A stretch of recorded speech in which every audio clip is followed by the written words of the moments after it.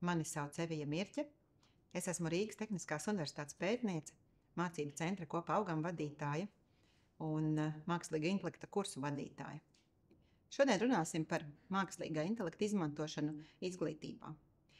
Vairāki pētnieki, tā skaitā organizācijas UNESCO un citas, ir paziņojušas, ka mākslīgais intelekts būtiski mainīs to, kā mēs skolā strādājam, mainīs to, kā bērni mācās, kā iegūt zināšanas, un tā skaitā neatgriezeniski mainīsies arī skolotāja loma skolā. Statistika šobrīd pasaulē ir jau diezgan pārsteidzoša. Ir informācija, ka aptuveni 60% skolotāju jau izmanto savā darbā dažāda veida mākslīga intelekta programmas, un katrs ceturtais skolotājs apgalvo, ka savā ikdienas plānošanas darbā izmanto mākslīga intelekta programmas. Šajā video runāsim par globālajām tendencēm mākslīga intelekta jomā izglītībā, par to, kā varētu izmantot, apskatīsim kādu konkrētu piemēru, kā skolotājs savā darbā varētu izmantot mākslīga intelekta programmas. Runāsim par to, kādā veidā tad varētu integrēt darbā ar skolēniem šīs programmas un, protams, nedaudz pieskarsimies jautājumam par ētiku un riskiem, lai mēs šīs programmas izmantotu droši un jēgpilni. Mēs šobrīd dzīvojam 4. industriālās revolūcijas laikmetā, kas nozīmē, ka šīs tehnoloģijas ienāk mūsu ikdienā, mūsu dzīvē, un tai skaitā varam teikt arī, ka klase ir burtiski epicentrā. Ir dažādu veidu mākslīgā intelekta sistēmas, kas tiek izmantotas izglītībā. Pirmās un biežāk pazīstamās ir lielie valodas modeļi un chatboti, jeb saruna boti, kurus ļoti bieži integrē sistēmās, lai tie varētu komunicēt ar studentiem. To var darīt tātad visu diennaktī, 7 dienas nedēļā. Saruna bots nenogurst un sniedz informāciju uz visiem studentu jautājumiem. Tā skaitā dara to jebkurā valodā, kas ir pieejama. Protams, pastāv tur arī zināmi riski, tā skaitā saturs.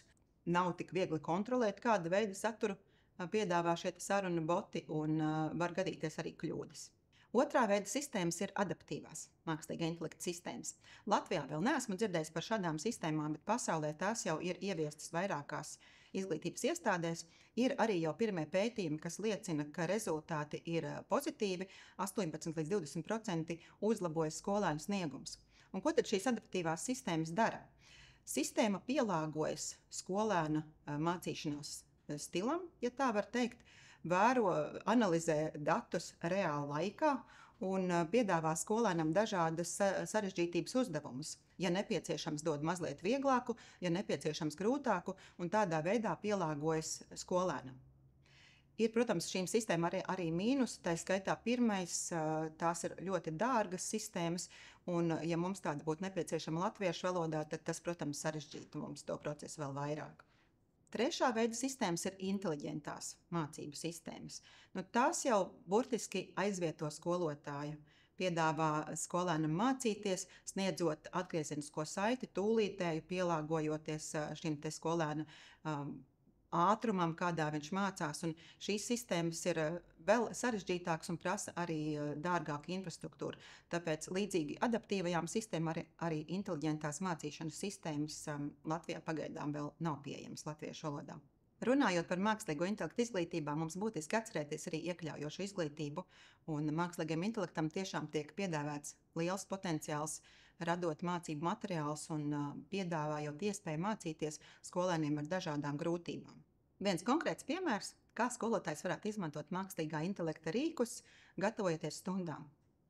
Iztēloties situāciju, kad kolēģis ir palūgts aizvietot kādu citu kolēģi, un tā nav gluži viņa tēma.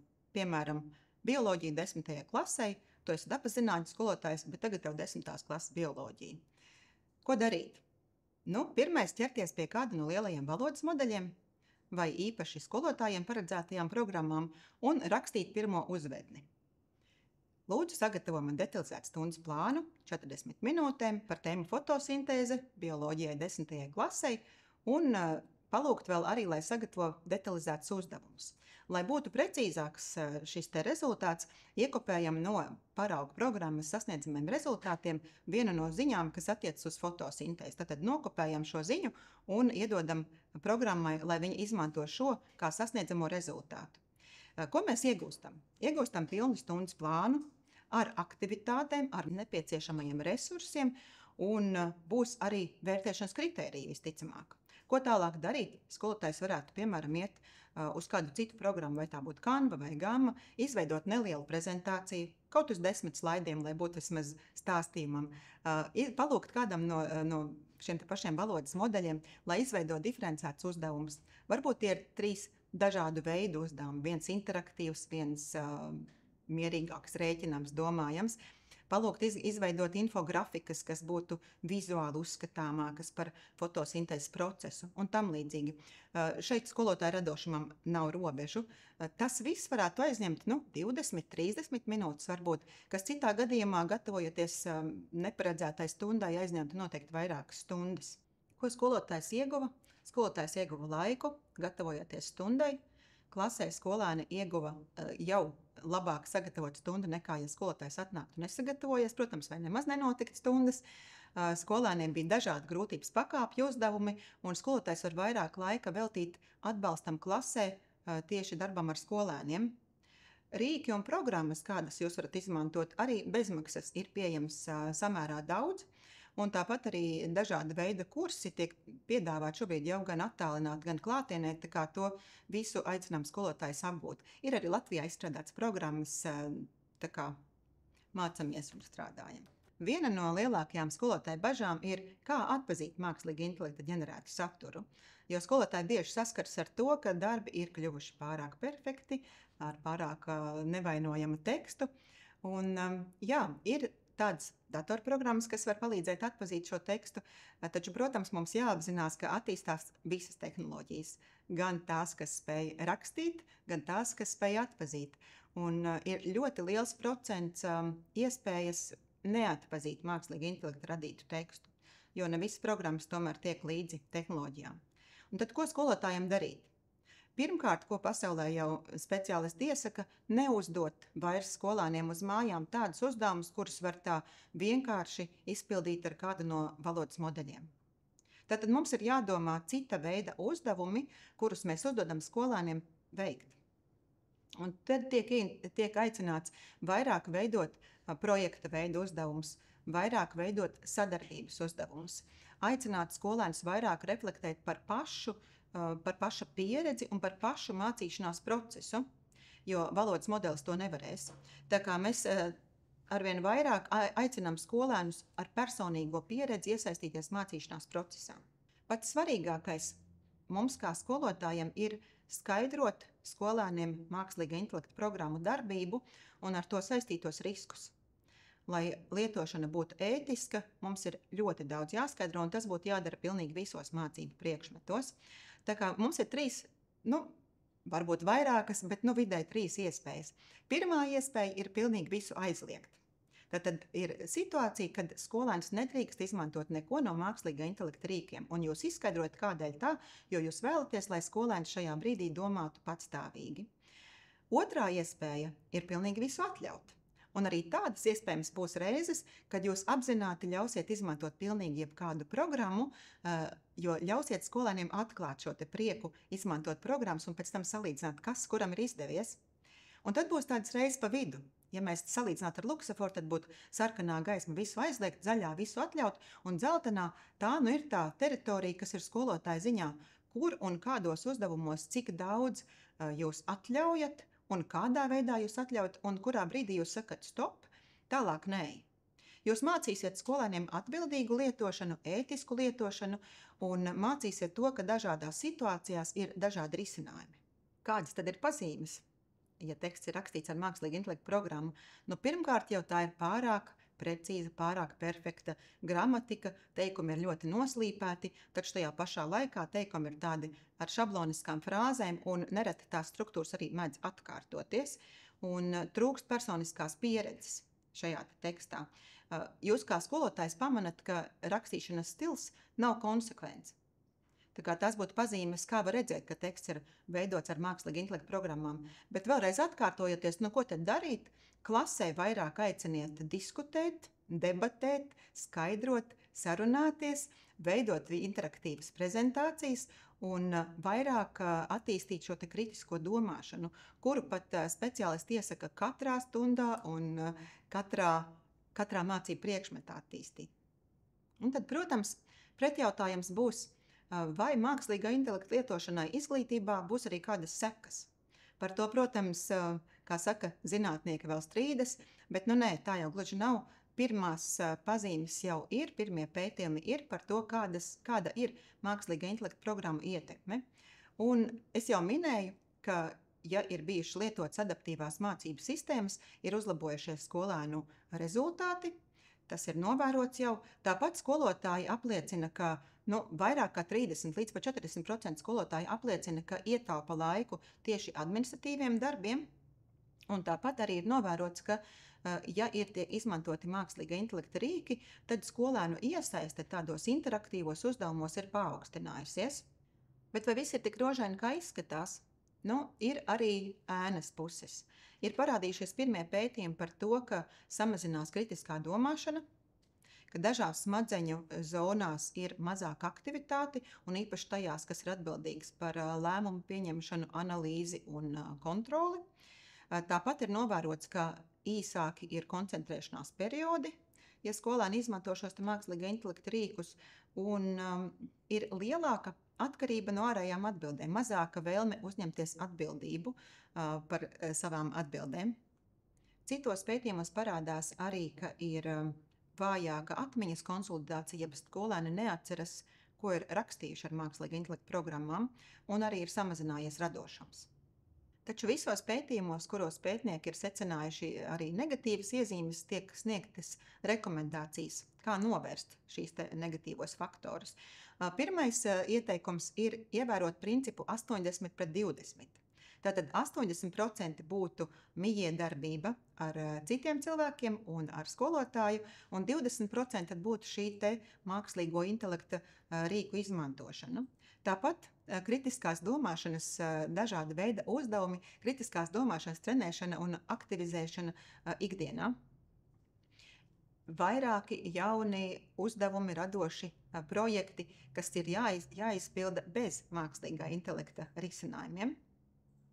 Un, protams, kā jau minēju arī iepriekš, radoši projekti ar skolēnu personīgo pieredzi. Visos pētījumos tiek secināts, ka mākslīgais intelekts ir ļoti spēcīgs rīks, bet tas neaizvieto personisku kontaktu, tas neaizvieto personisku pieredzi. Kvalitatīvs pedagoga darbs vienmēr tiks ļoti augstu vērtēts, un jāsaglabā cilvēciskais elements, un patiesībā mums visiem ir jāvēro šo tehnoloģiju ietekme uz skolēniem, jo tehnoloģijas ir samērā jaunas un pētījumi par to ir maz. Vēl viens ļoti būtisks aspekts, runājot par mākslīgo intelektu izglītībā, ir drošība un ētika. Par to būs arī atsevišķs video, taču šajā tēmā, manuprāt, dubults neplīst. Mums jāatceras, ka visi dati, ko mēs dodam jebkurai no mākslīga intelekta programmām, visi dati tiek glabāti ārvalstu serveros. Tās nav Latvijā ražotas programmas. Tātad mums ir īpaši apzināti jāpiedomā par to, kādu informāciju mēs sniedzam. Ir aizliegts dot informāciju par skolēniem, pat tādā veidā, lai nevarētu atpazīt. Mēs vienmēr rekomendējam skolotājiem ļoti, ļoti uzmanīgi izturēties pret to. Tāpat ir jāatceras arī par skolēnu tiesībām uz saviem darbiem, uz autortiesībām, tā kā nemaz nav atļauts tā vienkārši ņemt skolēnu eseju vai kādu citu garu darbu, iedot valodas modelim un lūgt sniegt atgriezenisko saiti. Arī par to skolotājiem ir jāpadomā. Vēl viena lieta, kas mums jāatceras, gan veidojot uzdevumus, gan vēloties no mākslīgā intelekta sistēmām atgriezenisko saiti par skolēnu uzdevumiem, skolēnu darbiem, ir aizspriedumi. Un tie tiešām pastāv ne tikai informācijā, kur mums sniedz, bet arī tajā, kā vērtē skolēnu rakstīto. Esmu konferencēs vairāk kā dzirdējis personiskus stāstus, kur mācību spēka stāsta, ka ja viņi sniedz informāciju par studentu, kādām pazīmēm, vai tā būtu ādas krāsa, izcelsme vai cik prestiža skola, tad atkarībā no šīs informācijas sistēmas sniedz dažādus vērtējumus par uzdevumiem. Tāpat arī sistēmas dod, piemēram, matemātikā sarežģītākus uzdevumus dod zēniem nekā meitenēm. Meitenēm tiek jau sākotnēji dot vieglāku uzdevumi, ar it kā pieņēmumu, ka meitenēm jau matemātika nepadosies. Tā kā šīs sistēmas mēdz būt aizspriedumainas, lasiet uzmanīgi gan savus plānus, gan uzdevumus, kurus jūs izstrādājat, skatieties, vai tur jau šie aizspriedumi neparādās. Dažādos pētījumos ir aptaujāti arī skolu direktori par to, vai skolā jau ir kādas vadlīnijas vai ieteikumi mākslīga intelekta programmu izmantošanai, un pasaules mērogā tikai aptuveni 18% skolu direktori apgalvo, ka viņa skolā ir šādas vadlīnijas. Tas nozīmē, ka vairāk 80% skolotāju strādā paši, kā saka, uz savu galvu un savu atbildību.